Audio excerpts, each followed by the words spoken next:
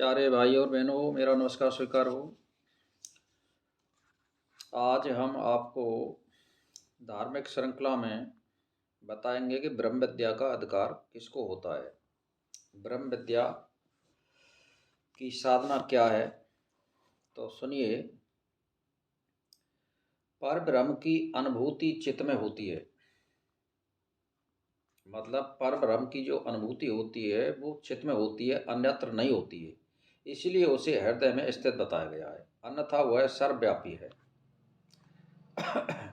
तो ब्रह्मविद्या के द्वारा जो परमेश्वर को जान लेता है वह देवयान मार्ग से ब्रह्मलोक को प्राप्त होता है।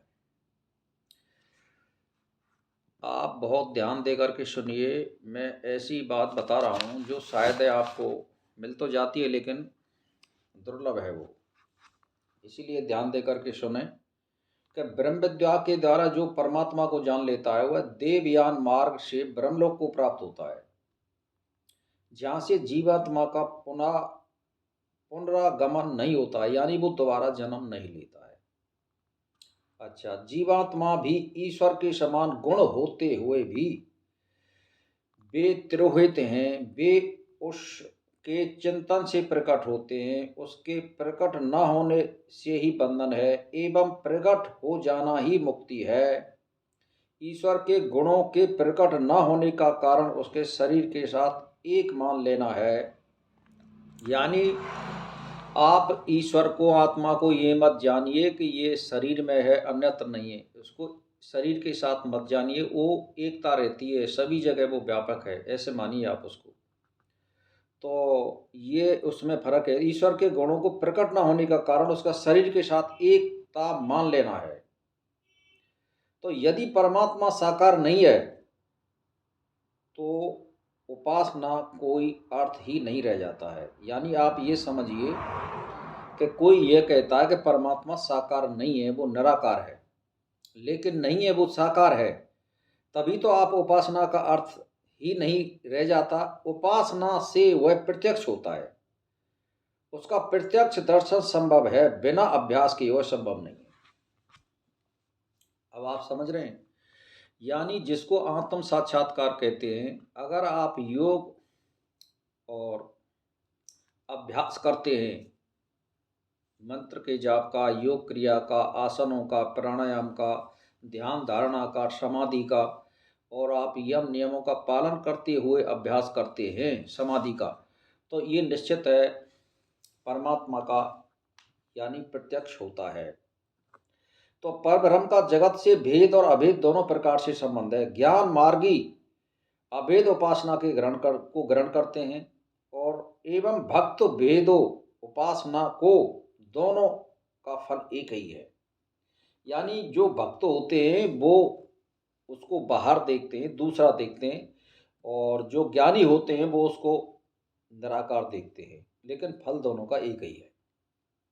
तो परब्रह्म का भेद और अभेद दोनों प्रकार के संबंध है। ज्ञान मार्गी अभेद उपासना को ग्रहण करते हैं, और भक्त यानी भेद उपासना को, दोनों का फल एक ही है। सभी उपासनाएं भिन्न भिन्न उद्देश्यों से की जाती हैं, इसीलिए उनका समुच्चय न करके अलग अलग ही करना चाहिए। आचार्य जो भी कोई होता है, यानी मान के चलिए जैमिनी है, बाद नारायण है, यानी व्यास, इसे कर्मों का अंग नहीं मानते। ब्रह्मज्ञानी के कर्म का साथ नहीं जाते, वे यही नष्ट हो जाते हैं। ब्रह्मज्ञानी के कर्म यानी साथ नहीं जाते हैं, वो यही रह जाते हैं कर्म। तो बहन और भाइयों, मैं तो एक ही बात कहना चाहता हूँ कि यानी ब्रह्म को जानने के लिए शम दम उपरति और तितिक्षा और श्रद्धा और समाधान तथा ध्यान अभ्यास तो आवश्यक है ही। इसके बिना ब्रह्म का साक्षात्कार नहीं होता है। ब्रह्म विद्या के साधक को आपत्ति काल के अलावा साधारण अवस्था से आचार का त्याग नहीं करना चाहिए। जिस आश्रम में वह रहता है उस आश्रम के कर्म उसके लिए विहित हैं, यानी उसको करना आवश्यक है, उसको करना चाहिए जो आश्रम के नियम होते हैं, तो इसका अनुष्ठान करना अवश्य है। निष्काम भाव से किए जाने वाले शास्त्र भेष कर्म भी परमात्मा की प्राप्ति में सहायक हैं, उन्हें भी अवश्य करते रहना चाहिए। केवल उपासना से ही परमात्मा की प्राप्ति हो सकती है, वह सभी आश्रमों में की जा सकती है। तो अन्य सब धर्मों को अपेक्षा भगवान की भक्ति विषयक धर्म अधिक श्रेष्ठ होता है। जो साधक उस पर ब्रह्म के तत्व को नहीं समझ सकता, उसके लिए पृथ्वी को उपासना का विधान किया गया है। यानी जो साधक ब्रह्म के तत्व को नहीं जानता, यानी परमात्मा निराकार है, इसके पूजन कैसे करें, इसका ध्यान कैसे करें, उसके लिए पृथ्वी को उपासना यानी मूर्ति पूजा बताई गई है। यानी वो कहने का मतलब ये है कि वो ज़्यादा जानकार और समझदार नहीं है तो वो मूर्ति उपासना कर सकता है, क्योंकि निराकार उपासना थोड़ी कठिन होती है। इसीलिए ये वेदांतों में यही बताया गया कि वो पृथ्वी को उपासना कर सकते हैं। ज्ञानी के लिए भी आसक्ति का त्याग करके लोक संग्रह के लिए कर्म करने का विधान है। पृथ्वी को उपासना करने वाले को उसी के अनुसार फल मिलता है। वे ना तो ब्रह्मलोक में जाते हैं और ना ब्रह्मलोक को प्राप्त होते हैं। यह पहले सुन लो आप।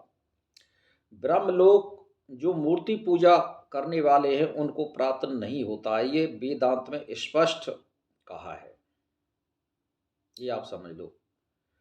यानी पृथ्वी को उपासना करने वाले को उसी के अनुसार फल मिलता है। वे ना तो ब्रह्मलोक में जाते हैं और ना ब्रह्म को प्राप्त होते हैं, यानी उनको जन्म मिलता है। ये सीधी सी बात है। तो बहन और भाइयों, आज का जो हमारा जो टॉपिक है, इसी में आप कम में ही बहुत ज़्यादा बता दिया गया है। इसी पे मनन और विचार करें, और कल हम आपको फिर बताएंगे ब्रह्म विद्या का अधिकार किसको होता है और किसको नहीं होता है। इसी के साथ मैं यही विराम देता हूँ।